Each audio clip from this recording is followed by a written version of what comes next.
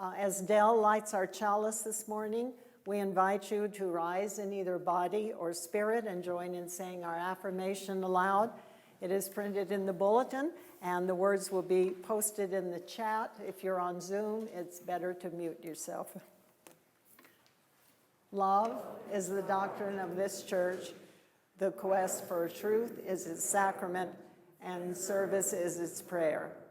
To dwell together in peace, to seek knowledge and freedom, to serve human need.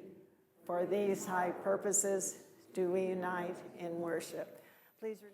And from Mark Twain, wisdom is the reward you get for a lifetime of listening when you would rather have been talking. So we will seek wisdom in listening, Dell.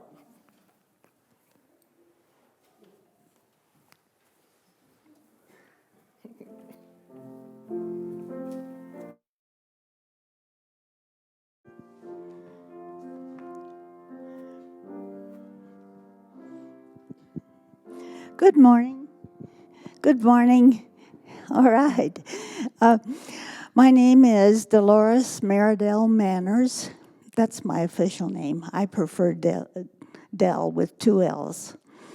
I was born December 5th, 1933 in Council Bluffs, Iowa. I'm sorry, I'm not seeing them. Okay. And into a religious family. I was the last of 4 children, and all of those children were registered in the Methodist cradle roll. And in those days, parents of babies had a special Sunday school class, and which was. And my mother kept in correspondence with those members for her whole life. And each Sunday, my dad would drive us downtown to this big Methodist church for all of us to go to Sunday school. And then after Sunday school, the parents would go to church, and we kids would walk the 3 or 4 miles home. Anyway, I learned my values and my faith by the example of my parents. At home, we took turns saying blessings for all of our family meals, and we cared about our neighbors and our friends, and it seemed like on Sunday afternoons, instead of going out to play, my mother would often take us to visit nursing homes or sick people in Council Bluffs, or there was a poor farm. And I can remember as a child going there and taking food and clothes and things to people. And that has been a pervasive concern for me in my life. Also, the family, all 4 kids, and my parents were very active in whatever church, usually Methodist, that we belonged to. We moved to Cheyenne, Wyoming when I was a teenager, and that's when I became really active with youth fellowship and Job's Daughters, and actually was president of, it was an organization called Youth for Christ, and then went to church summer school, summer camp, and that really enhanced my spirituality and my confidence in expressing my values. Because I was so active in so many things, I earned a scholarship to go to the Methodist scholarship to go to the University of Denver, and there I joined the a cappella choir, and we toured to California, which was a lot of fun. If you can remember when you used to get to ride on buses with your high school friends, that's half the trip.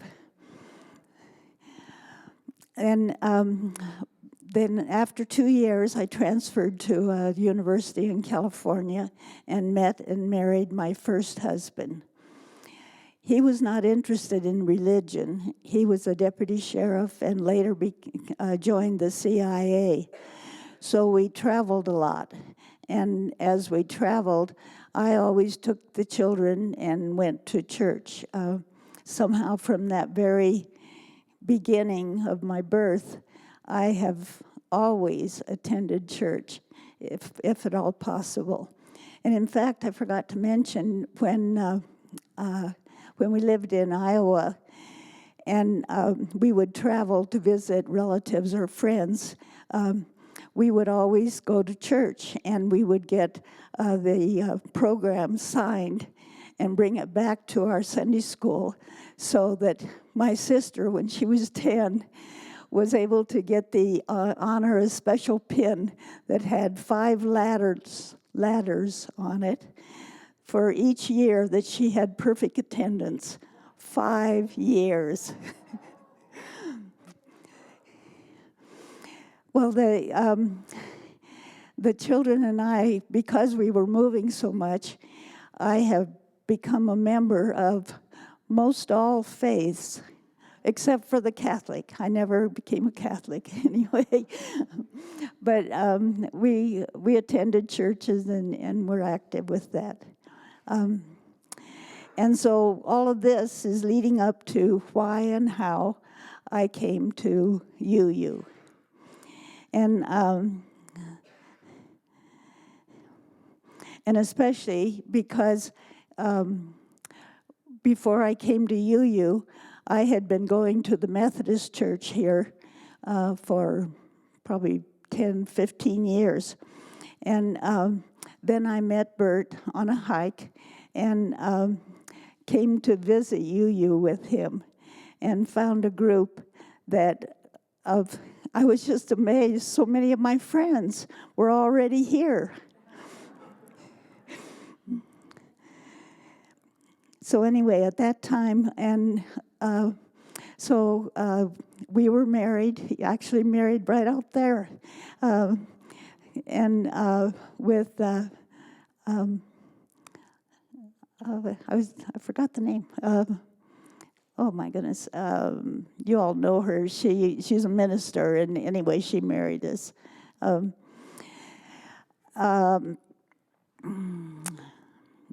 What?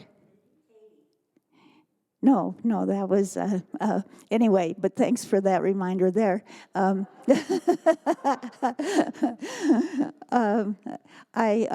Bert had not joined as a member of the UU church, and so when Katie came, we both became members.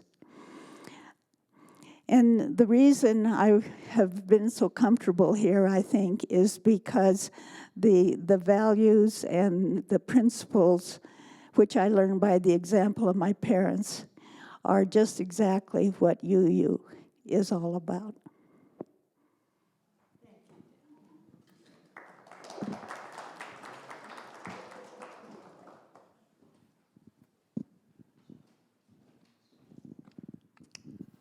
Good morning.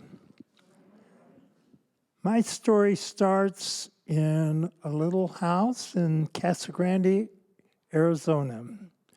Didn't have many amenities, had a wooden cook stove in the kitchen, which we fired with mesquite wood. Didn't have a refrigerator, we had an ice box, and didn't have warm air in the winter, didn't have cool air in the summer. In fact, we didn't have any way to heat water. So if you want to take a nice warm bath in the winter, you join the tea kettle brigade. Well, the family was not that way. It was full of love and I would say many times that, I had the blessing of the best father and the best mother anybody could ever want. Everybody respected one another. I grew up learning that everybody's the same. There's no difference between black people or brown or whatever you want to say. I remember sitting on the back steps with my dad. He might be carving something. He was kind of an artist. And just talking to him, just sitting next to him and talking to him. And my mom would let me choose the church we went to. And as I look back on it, I think it was set up because we always went to Protestant,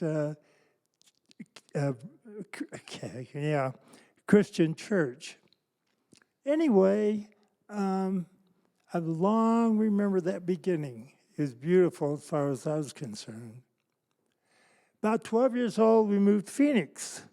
And after getting our feet on the ground a little bit, we started attending a branch Presbyterian church. Presbyterian church was a little bit different than the standard churches I found out later, in that they preached just the positive aspects of Christianity. Bread cast upon the water, doing to others, etc. And there was also about forgiveness of sins, but mostly it was a positive aspect of how to live your life.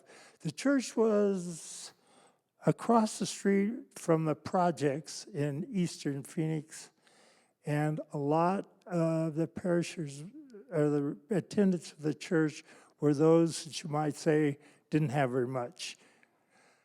And I kind of began to throw my lot in with common man.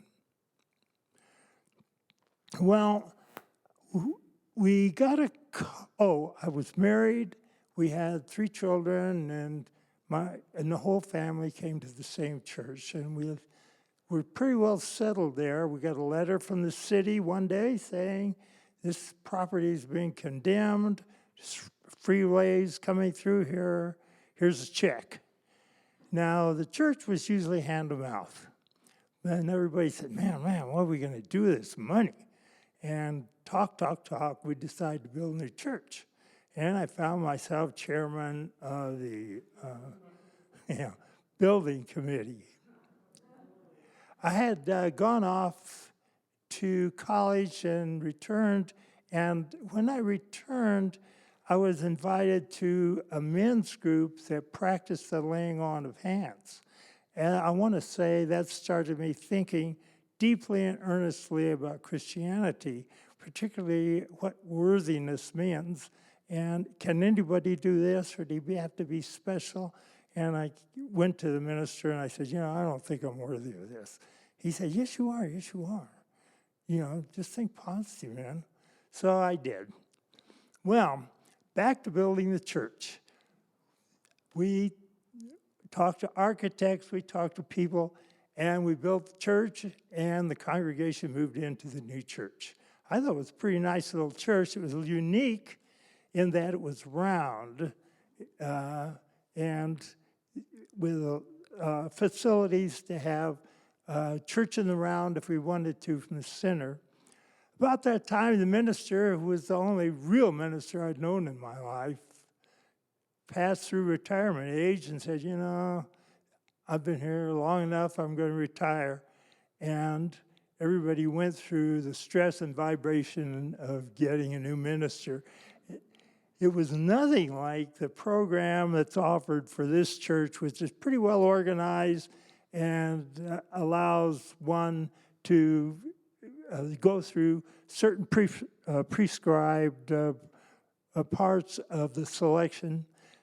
As a matter of fact, compared to this church, you would say where I came from, it was a study in chaos theory. But we built the church, people moved into it, we got a new minister, he came to work for us. Sadly, during the next year, about half the congregation left, including our family. And for the next 10 or 12 years, we searched out for a church we could call home. During this search, there were 3 distinct stops. First of all, we went to another Presbyterian church. It was in a well-to-do neighborhood, pretty much different from where we had been. Where the church I was brought up in, you could hear an amen, yeah, brother, once in a while. This church was formal, very, very formal. And the outreach program was to support a couple of people in a different country teaching about Christianity. And I began to think, maybe they don't want to learn about Christianity. What are we doing over there? Anyway, so we stayed there maybe a couple of years, but I didn't like the youth program and et cetera, so we left. And the next stop was Baptist Church.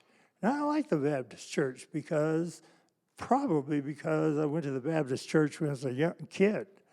And I spent a summer in Texas with my aunt, and they were strong Baptists. Anyway, I particularly liked the Wednesday night potluck, big meal. There were games for the kids. Everybody got together, sang some songs. We had a little sermon. It was very family-oriented. I really liked it. On Sunday, however, with a new minister, it was quite different. Hellfire and brimstone. Everybody's a sinner. You're born in sin. Come get to know Jesus Christ, your Savior, and you'll be forgiven, and you can go into heaven, and on and on and on. And I thought, I'm not too interested in having my kids, who are now older, listening to all this. I said, I'm accustomed to teaching not from fear, but from a positive thing. I did teach a Sunday school class for a while. Well, so we were there a couple of years, and we left that, and we went to Bible church.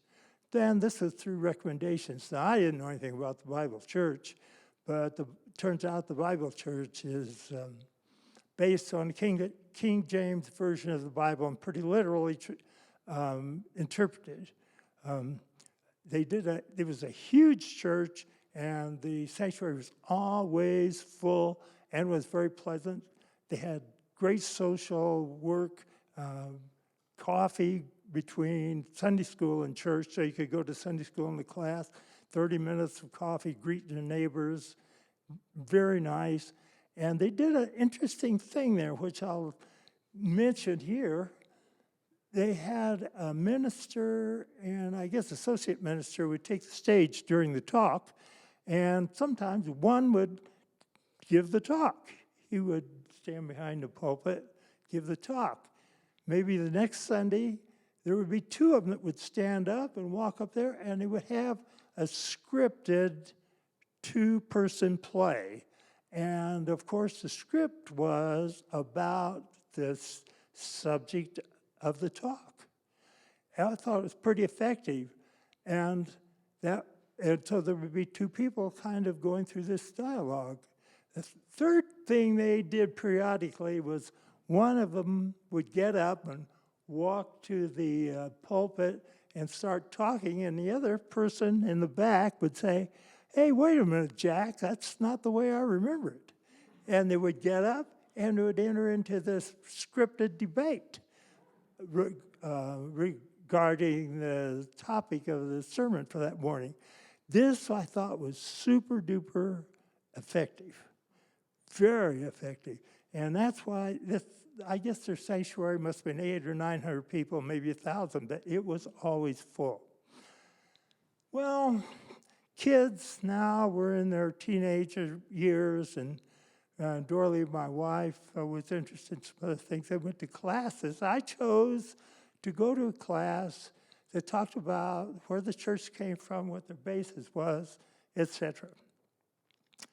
And I learned real soon that to do anything in this church, you had to be baptized in the church. Now, I'd been baptized as a teenager in the church that I mentioned earlier, and I said, I was already baptized. Well, if you want to do anything in this church, you got to be baptized in this church. And I said, something, man, I don't like the implication there. And I said, I have to think about it. The truth of the matter is, in my mind, I was thinking, no way. So I continued with the class, however, and the next thing that we talked about was that I don't see any women in the activities that are with the church, and they said, well, you know, we don't have any women in the hierarchy of the church. And I said, oh, no. They said, well, God, or Christ, never had any women in his discipleship. Well, I've done a lot of reading, and that's a very debatable thing. I mean, so I'd read a book about the life of Christ from a historical standpoint about what Pontius Pilate wanted and didn't want and how he ran things. And how Paul's influence was, and the debate between he and Christ's brother, etc. And in the course of all this, I bought Bibles of different translations. I guess I had about 4 or 5.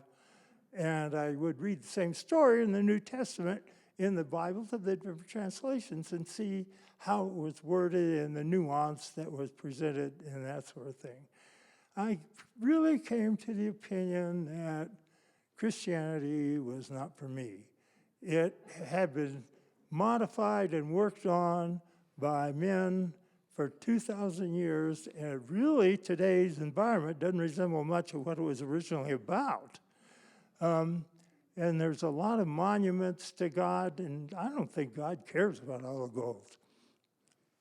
I need to wrap it up here. Oh, man, I got a lot to say. Anyway, I'll just say my wife was diagnosed with cancer. My oldest son was diagnosed with cancer. Both of them succumbed to the disease. My other 2 children went off to pursue their careers, and I moved to Durango. I had studied Buddhism a little bit, so the first couple of years here, I went to the Dharma Center. Meantime, I had met Suzanne Arms. She wanted some help with the program. I helped her, and she would say, hey, Robert, why don't you come to the UU church with me? We'll take you there, and it's a really great church. I think you'll like it. And I said, something, I don't think so, Suzanne. I don't know much about the UU church, and certainly I'm kind of churched out. No, come on and go. Anyway, during this one was several months, and she said, Robert, I have to tell you, there are some very attractive single ladies that go to that go to this church, and a lot of them are in your age group. Those were the magic words. Next Sunday, I was sitting right over there. And first thing I noticed, there was a woman preacher. I really liked that. The minister being a woman, I thought, man, it was time. As I'd often said, men have had an opportunity to run this world for about 15,000 years, and for the most part, they just screwed it up. It's time now to have women involved. Well, as I stayed for the church 3 or 4 years, went to this church, I learned about the outreach. Man, I really liked it. I liked the share the plate. Like I said, I'd set my lot with a common man. I like the open arms, open door policy. No questions asked. You can come to this church. I really like it. After about 3 or 4 years, I joined this church, and I've been here ever since. Probably be here till my lease on life expires.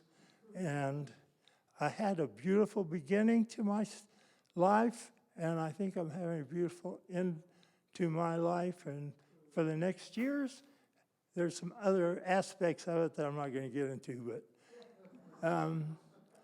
and I've said when I talk about this, this church is what I think a church ought to be. Anyway, thank you very much. It's been my pleasure to be here.